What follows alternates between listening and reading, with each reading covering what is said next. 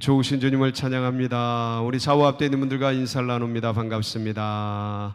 환영합니다. 축복합니다. 날씨가 많이 풀렸죠? 네, 오늘은 약간 좀 더운 기운도 느껴지더라고요. 참 주님께서 이렇게 새로운 봄날을 주셔서 얼마나 감사한지 모릅니다. 이 앞에서 찬양하고 기타 치고 이게 땀나는 일입니다. 이 더운 날. 그런데도 불구하고 열심히 주님을 찬양한 우리 코람데오 찬양단, 우리 뜨거운 격려의 박수로 함께 하겠습니다. 감사합니다. 고맙습니다. 오늘 주님께서 크신 은혜와 사랑으로 우리들 가운데 함께 하실 줄 믿습니다.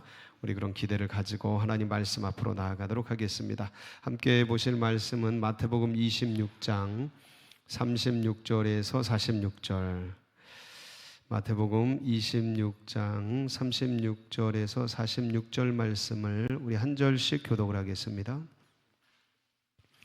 이에 예수께서 제자들과 함께 겟세마네라 하는 곳에 이르러 제자들에게 이르시되 내가 저기 가서 기도할 동안에 너희는 여기 앉아 있으라 하시고, 베드로와 세베대의 두 아들을 데리고 가실새 고민하고 슬퍼하사 이에 말씀하시되 내 마음이 매우 고민하여 죽게 되었으니 너희는 여기 머물러 나와 함께 깨어 있으라 하시고, 조금 나아가사 얼굴을 땅에 대시고 엎드려 기도하여 이르시되 내 아버지여, 만일 할만하시거든 이 잔을 내게서 지나가게 하옵소서. 그러나 나의 원대로 마시옵고 아버지의 원대로 하옵소서 하시고, 제자들에게 오사 그 자는 것을 보시고 베드로에게 말씀하시되 너희가 나와 함께 한 시간도 이렇게 깨어 있을 수 없더냐. 시험에 들지 않게 깨어 기도하라. 마음에는 원이로되 육신이 약하도다 하시고, 다시 두 번째 나아가 기도하여 이르시되 내 아버지여, 만일 내가 마시지 않고도 이 잔이 내게서 지나갈 수 없거든 아버지의 원대로 되기를 원하나이다 하시고, 다시 오사 보신즉 그들이 자니 이는 그들의 눈이 피곤함일러라. 또 그들을 두시고 나아가 세 번째 같은 말씀으로 기도하신 후 이에 제자들에게 오사 이르시되 이제는 자고 쉬라. 보라, 때가 가까이 왔으니 인자가 죄인의 손에 팔리느니라. 다 같이 일어나라 함께 가자. 보라, 나를 파는 자가 가까이 왔느니라. 아멘. 주일날 3일 전이죠. 주일날 그게 세 번째 사순절 주일이었습니다. 저희는 지금 부활절 전에 6주간의 사순절 절기를 지내고 있고요. 지금 세 번째 이제 주일을 지내서 오늘 수요일이 되었습니다. 여러분들 사순절을 지내면서 우리가 수요일마다 이렇게 모여서 함께 예수님의 그 삶, 예수님의 고난을 묵상할 때에 이 기간 속에 특별한 은혜가 우리 모두에게 있기를 소망합니다.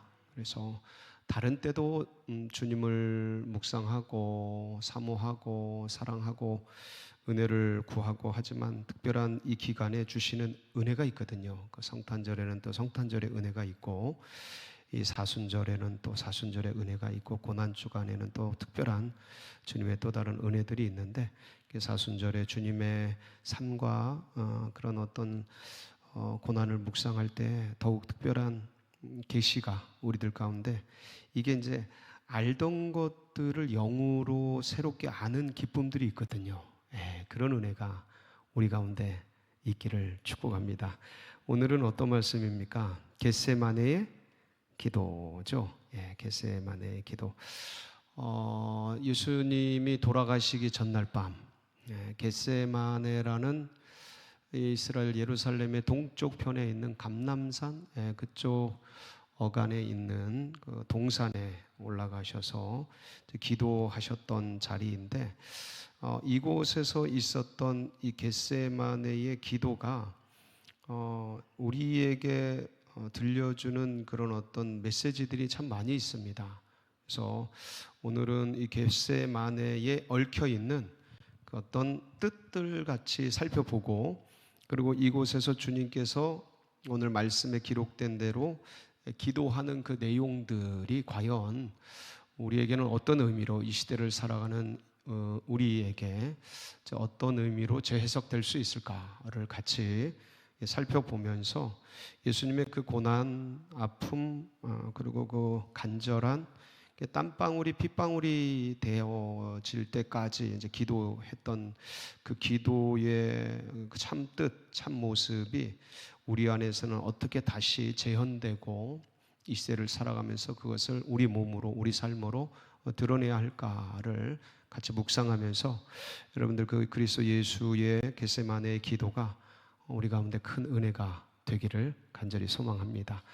겟세마네가 무슨 뜻인지 아시죠? 네, 히브리어로는요, 갓세마팀이란 뜻이에요. 갓세마팀. 예, 거기 보면 세마님이네요. 세마님. 예, 한번 따라해 볼까요? 갓세마님. 예, 이게 뭐냐면 기름을 짜는 틀이란 뜻.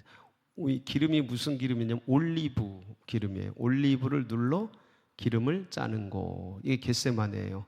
여기 겟세마네 가면 저도 한번 가봤는데 거기 가면 감람나무들이 굉장히 많아요. 올리브 나무들이죠. 굉장히 많아요.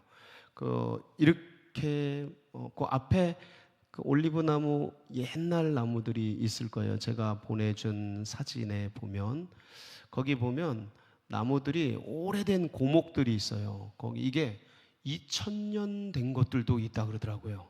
예. 방송실이 끝까지 이것만 보여주네.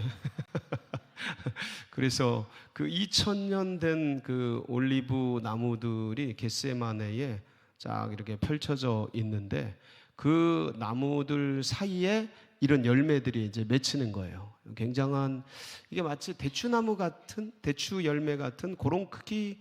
우리가 이제 올리브는 먹어봐서 알잖아요, 그렇죠? 작은 대추알 같은 그런 것들인데, 근데 이제 저 것들을 따가지고 그럼 이제 저거를 이제 맷돌 같은 데다 이제 으깨는 거예요. 으깨요. 그럼 이제 저 올리브 안에 딱딱한 그 씨도 있잖아요, 그렇죠? 그래서 껍데기 말고 딱딱한 씨도 이제 그걸 다 으깨 가지고 그다음에 이제 자루 같은 데다 넣어 가지고 그거를 이제 꽉 큰 돌 같은 나무가 이렇게 있는데 거기다 돌을 매달아서 이걸 꽉 누르는 거야. 옛날에는 기계가 없으니까 꽉 눌러 가지고 돌의 압력의 힘에 의해서 그 올리브 열매에서 뭐가 나오는 거예요? 기름을 짜내는 거예요.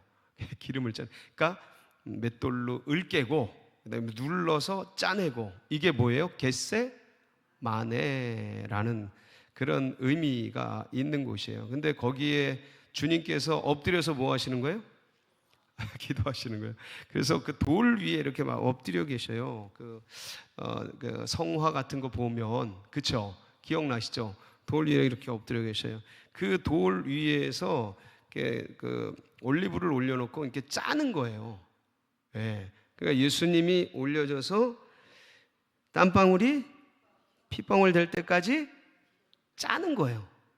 짜는 거예요. 요게 이제 오버랩이 되면 겟세마네 이게 그 올리브 나무를 짜내서 기름을 짜내는 그 의미와 예수님이 땀방울이 핏방울이 되도록 짜내는 요게 이제 오버랩 되면서 겟세마네의 의미가 이제 그렇구나 라는 것을 이미지로 우리가 저장할 수 있습니다. 굉장히 의미 있는 그런 단어고요. 겟세마네라는 단어가. 그래서 올리브 기름을 짜는 곳에서 주님이 땀방울이 핏방울 될 때까지 온몸을 쥐어 짜서 기도하신 거죠. 그래서 그렇다면 이 기도는 그러니까 이 겟세마네라는 이 자리는 어떤 자리인가를 많은 해석을 할 수 있겠지만 세 가지로 같이 나누려고 그래요. 첫 번째는 뭐냐면 잘 보세요. 뭐와 뭐가 부딪히는 자리냐면 그 겟세마네의 자리는 주님이 고난과 죽음을 앞두고 신성과 인성이 부딪히는 자리예요. 다시 한번 뭐와 뭐가 부딪히는 자리라고요? 그러니까 주님이 신성이 있고 인성이 있으시잖아요. 그러니까 신성과 인성이 부딪히는 자리인 거예요. 갈등하는 자리인 거예요. 여기서 고민하는 자리인 거예요.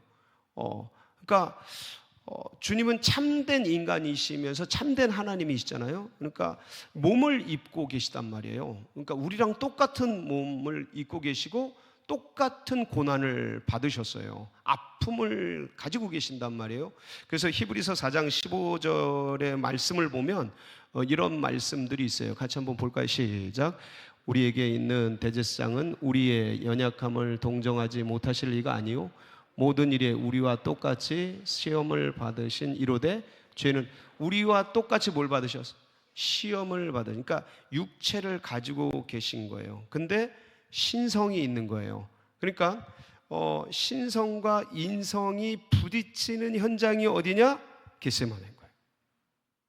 근데 이게 영적으로 예수님이 우리보다 앞서가셔서 인류 구원이라는 엄청난 십자가라는 죽음이라는 그 엄청난 사건을 앞에 두고 인성과 신성이 부딪히는 겟세마니의 자리에서 몸부림치면서 쥐어짜면서 기도를 한 이 삶의 이야기는, 이 주님의 사건은 오늘날 우리에게 전환시키면 인성과 신성이 함께 있는 우리, 그러니까 질그릇 같은 우리 육체 덩어리 안에 보배를 심어놓은, 신성을 심어놓은, 성령을 심어놓은, 그래서 우리가 삶의 현실에서, 삶의 현장에서 하나님의 뜻과 인간의 뜻, 그러니까 신성, 내 안에 영을 따르려고 하는 신성과 육을 따르려고 하는 육성, 이 교차하는 부딪히는 이 삶의 현실 속에서 우리가 마주할 때 이 현장, 겟세마네 그 현장이 우리의 삶의 실존 속에서 계속되고 있다는 거죠. 여러분들도 아마 오늘도 그 나의 육성과 나의 신성, 나의 영성과 나의 어떤 이 인간성, 이것들이 부딪히는 많은 고민 속에 계셨던 분들이 상당히 있으실 겁니다. 저도 그랬어요. 여러분은 괜찮으셨어요? 대단하신 거야. 인간이 아니문이다. 대단하신 거예요. 근데 이게 영이 있기 때문에, 근데 이 죄덩어리인 육이 같이 감싸고 있잖아요. 그러니까 이 싸움은 치열한 거예요. 그러니까 주님이 우리 앞서 그 싸움을 하신 거죠. 그 대신 주님은 큰 사건을 두고 인류 구원이라는 대사건, 십자가라는 자기 목숨을 던져야 하는 그 엄청난 사건을 앞에 두고 치열한 신성과 인성의 내적 전투를 벌이신 거죠. 그러니까 우리는 삶 속에서 주님을 따르려는 것과 내 육신을 따르려는 이게 피 튀기게 싸우는 현실이 오늘도 계속되지 않았습니까? 정상입니다. 정상이문이다. 아주 자연스러운 현상이에요. 누구도 하셨어요? 예수님도. 예수님도. 정상이문이다. 그게 그렇게 싸우는 게 정상이에요. 그래서 바울은요, 로마서 말씀을 보면 7장 21절 24절에서 이 고민, 신성과 인성, 속사람, 영성과 육성이 속사람, 하나님의 뜻을 따르려는 속사람과 나의 인간적인 것들을 습관과 이 감정을 따르려고 하는 이 육성의 치열한 싸움을 이렇게 묘사를 해요. 로마서 7장 21절 24절 같이 한번 천천히 읽어볼까요? 시작. 그러므로 내가 한 법을 깨달았나니 곧 선을 행하기 원하는 나에게 악이 함께 있는 것이로다. 내 속사람으로는 하나님의 법을 즐거워하되 내 지체 속에서 한 다른 법이 내 마음의 법과 싸워 내 지체 속에 있는 죄의 법으로 나를 사로잡는 것을 보는도다. 오호라, 나는 공고한 사람이로다. 이 사망의 몸에서 누가 나를 건져내랴. 대사도 바울도 이 속사람과 육사람이 치열하게 싸우는 삶의 현실 속에서 고민을 해요, 안 해요? 고민을 하는 거예요. 고민을 하는 거예요. 이 사망의 몸에서 이 사망의 몸 형벌이잖아요. 마치 십자가처럼 사형 형벌이에요. 옛날에 로마에서 있었던 죽은 사람과 산 사람을 묶어서 사람을 죽이는 거예요. 죽은 사람의 독이 산 사람에게 들어가서 같이 묶어놓고, 그러니까 저 사망의 몸 형벌 같은 내 몸땡이라는 거야.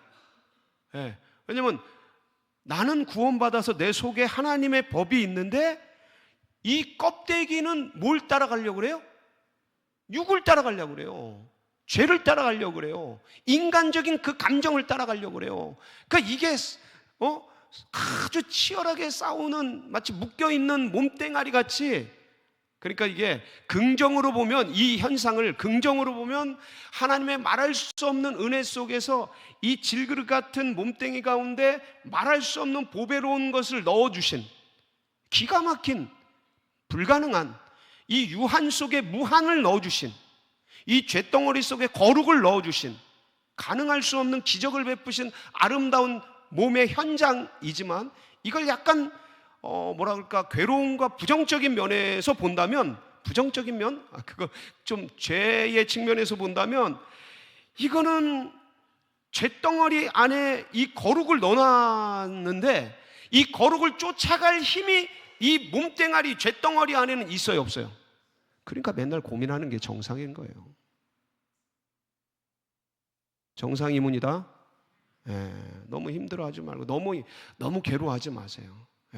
나는 왜 이럴까? 저도 그것 때문에 젊은 날에 진짜 이 죄를 안 접으려고 몸부림치면서 그냥 싸워도 보고 막 혈서도 써보려고 그러고 막 그 얘기 많이 했잖아요. 제가 막 안중근은 위대하다 이런 거 깨닫고 막 그래가지고 면도칼로 거가지고 여호와께 성결.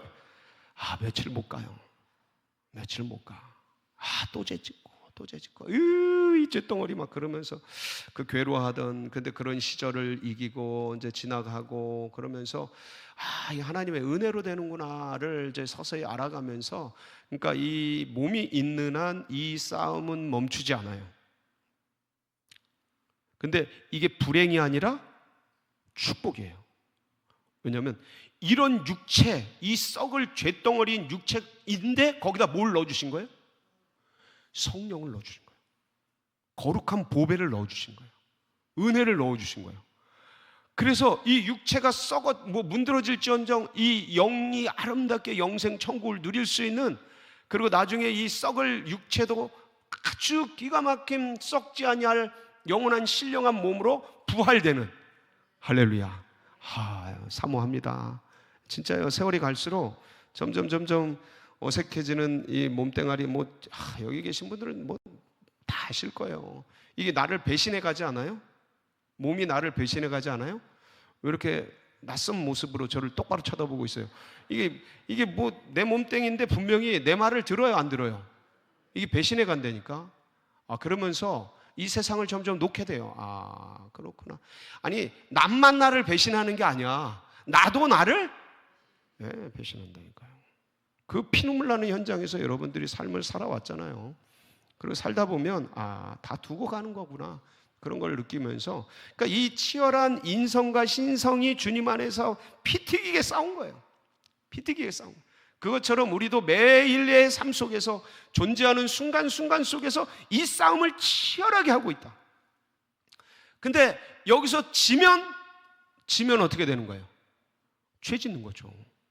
아담과 하와, 하나님이 절대 먹지 말아라, 죽는다 그러는데 뱀이 그거 먹으면 너 하나님같이 돼. 거기서 정신을 똑바로 차려야 되는데 뭘 따라갔어요? 뱀의 음성을 따라가잖아요. 육의 음성을 따라가잖아요. 내 감정, 내 세상 거, 내 계산적인 거, 이거 따라가잖아. 그러니까 죄 짓죠.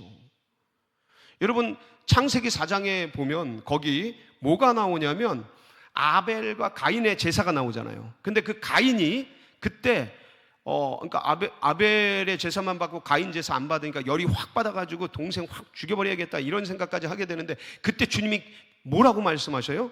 창세기 4장 5절 7절에 보면 뭐라고 말씀하시는지 한번 볼게요. 시작. 가인과 그의 제물은 받지 아니하신지라.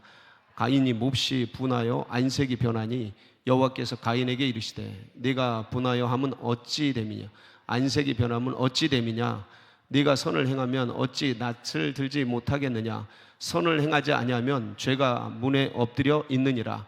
죄가 너를 원하나 너는 죄를 뭐 할지라? 자, 죄가 너를 원해. 디자이어라 그래요. 원한단 말이에요. 삼키려고 웅크리고 있는 사자처럼 마음 문 앞에서 너를 삼키려고 디자이어 원하고 있는데 너는 죄를 뭐 해라? 근데 다스려요, 못 다스려요? 못 다스려서 넘어가는 거예요. 영성과 신성이, 그러니까 신성과 육성이, 인성이 막 부딪히는 현장에서 깨지면 죄 짓는 거예요.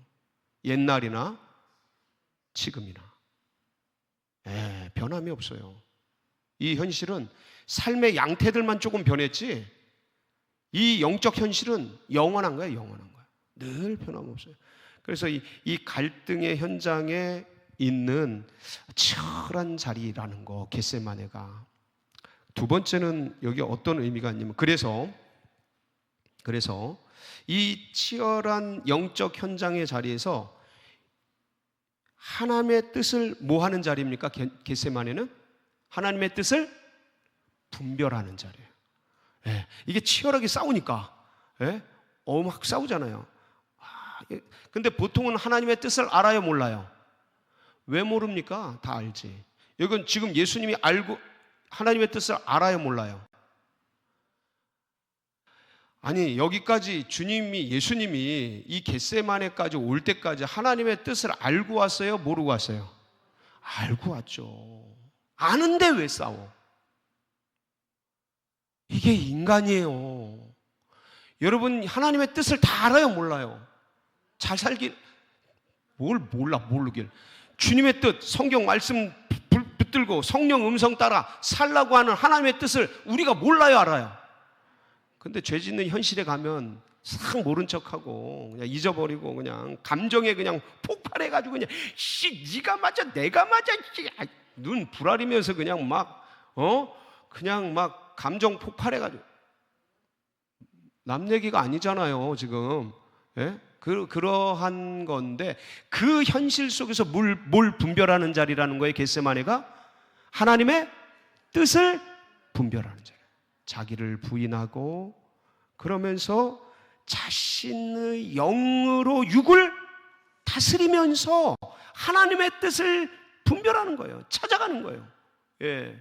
여러분, 이걸 꼭 해야 돼요, 겟세마네에서. 그러니까 우리는 늘 갈등과 고민과 부딪히는, 인성과 신성이 부딪히고 육성과 영성이 부딪히고 그런 삶에 실존적으로 살아간다. 근데 거기서 늘 우리가 잊지 말아야 될 것은 겟세마네라는 그 기도의 자리가 무엇을 뜻하냐면, 그 나를 부인하고 주님의 뜻을 분별하는, 영으로 육을 다스리는, 그래서 주님의 뜻을, 이게 주님의 뜻이구나, 알지. 근데 내가 육을 따라가려고 그러는데, 자꾸 내가 그걸 원하는데, 근데 주님의 뜻이 이거야 하고 분별해내는 자리가 어떤 자리예요? 겟세마네 자리예요. 여러분, 그래서 겟세마네 자리, 여러분 이 자리가 겟세마네 자리 되길 바랍니다. 늘 그 자리에 있어야 돼요, 겟세마네 자리에. 기도해야 되는 거야. 로마서 8장 13절에 보면 그래서 이런 말이 있어요. 로마서 8장 시작. 너희가 육신대로 살면 반드시 죽을 것이로되 영으로서 몸의 행실을 죽이면, 영으로 육을 딱 다스리는 거예요. 갈라디아서 5장 16절 17절에는 이런 말씀이 있어요. 같은 말씀인데 시작. 내가 이르노니 너희는 성령을 따라 행하라. 그리하면 육체의 욕심을 이루지 아니하리라. 육체의 소욕은 성령을 거스리고 성령은 육체를 거스리나니 이 둘이 서로 대적함으로 너희가 원하는 것을 하지 못하게 하려 합니다. 이 둘이 부딪혀서 육체가 원하는 것을 성령이 부딪히고 성령이 원하는 걸 육체가 부딪히게 해서 서로 원하는 걸 못하게 하려고 그러는데, 이 말씀의 본질은 뭐냐면 성령으로 육체의 소욕을 다스려라. 여러분, 다스리기 바랍니다. 그 다스릴 권을 누가 주셨어요? 하나님이 우리에게 영을 부어주시면서 주신 거예요. 영으로 육신을 어떻게 해라? 그동안 육신 따라 끌려다녔지만 이젠 영으로 육을 다스려라. 그래서 어떤 자리에 있어야 돼요? 겟세마네의 기도의 자리에 있어야 돼요. 이게 없으면 분별이 안 돼요. 내가 하는 게 모든 게 옳아버려. 근데 내가 육신을 따라 막 움직이고 있는데, 내 소욕을 따라, 내 감정을 따라, 내 정욕을 따라 막 움직이고 있는데, 예? 그 분별을 못하고. 크리스천들도 그 실수 많이 합니다. 그래서 우리가 JDTS 가면 하나님의 음성 듣는 법, 하나님의 뜻을 찾는 법을 훈련하잖아요. 크리스천들이 훈련해요. 예, 아주 잘하시는 거야. 늦게라도 오신 분들 아주 잘하셨어. 벌써 20명이 넘었어요. 아주 DTS가 아주 그냥 잘하고 계셔. 계속해. 아주 열심히 하셔. 자, 세 번째는 뭐냐면 세 번째는 사람들의 영적인 무관심을 넘어서 하나님의 뜻에 기꺼이 순종하는 자리예요. 겟세마네가 무슨 자리라고요? 순종하는 자리.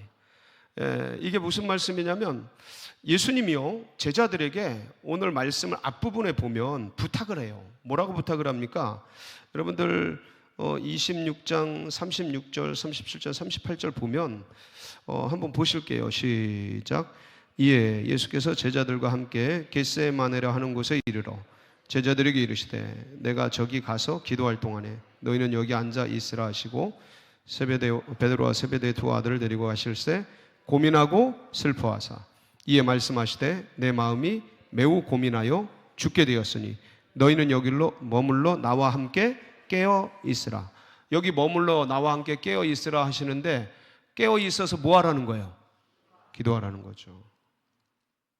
딴 성경 병행 본문을 보면 기도해달라고 부탁을 해요. 중보기도 해달라고 부탁을 해요.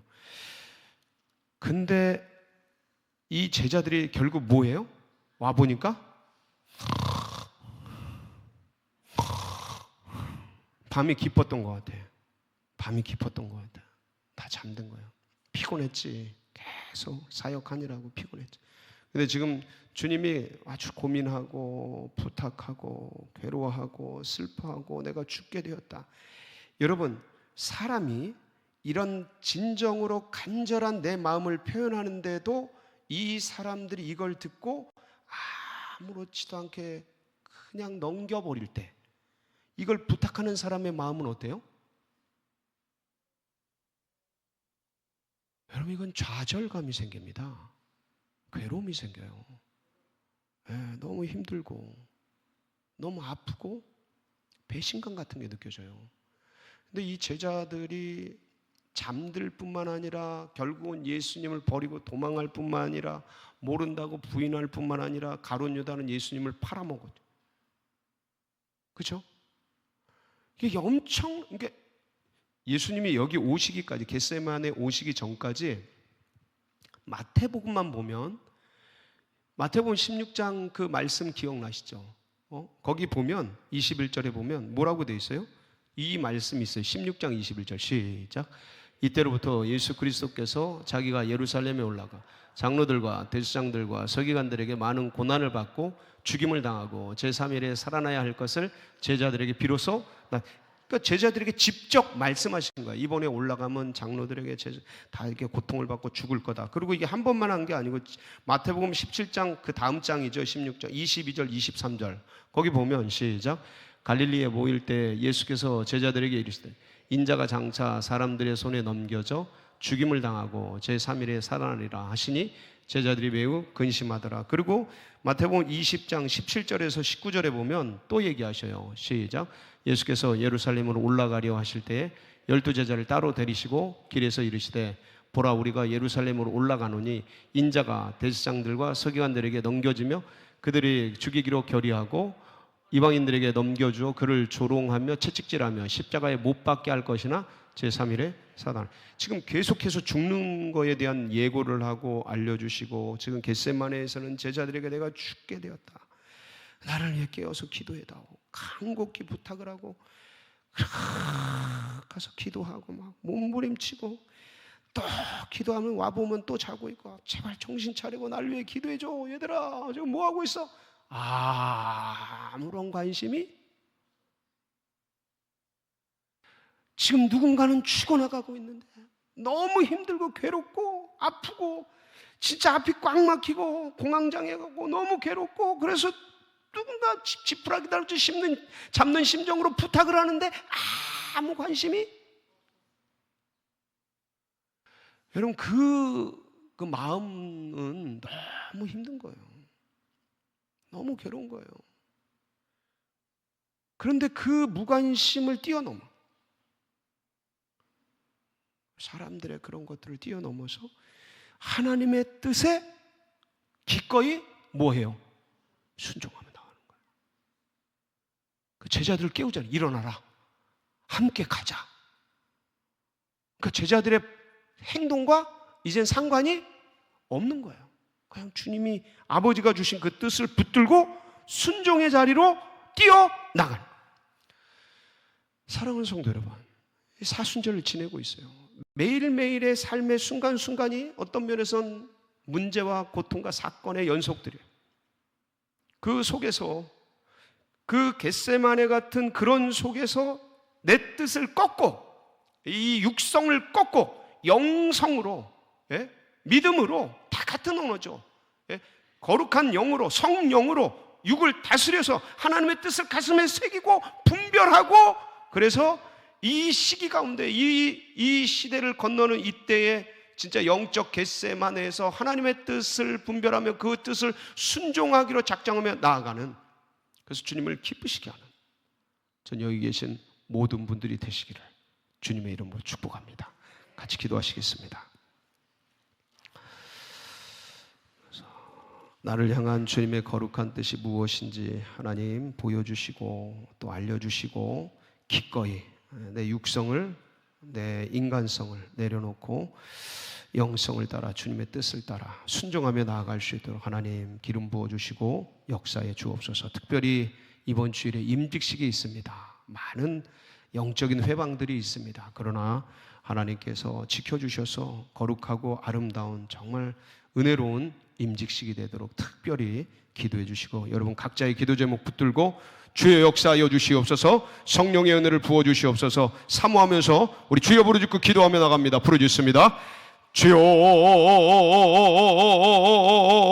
주여,